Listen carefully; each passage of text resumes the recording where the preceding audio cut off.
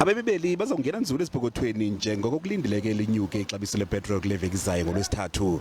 Kuqikelelwa ukuba ixabiso lepetrol liza kunyuka nge-193 iLitre, ngelixa idizili kulindeleke ukuba linyuke nge-160.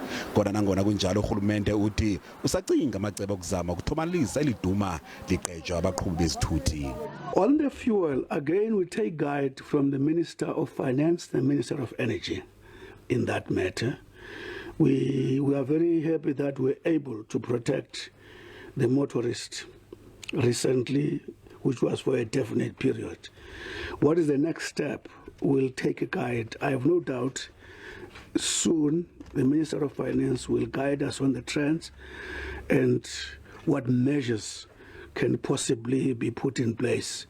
Kusenjalo Gungubele uthi bengurhulumente baza kuthatha ingcebiso kwisebe lezempilo kumba wesifo i-monkeypox. We continue to stay on the alert, and in as far as that is concerned, we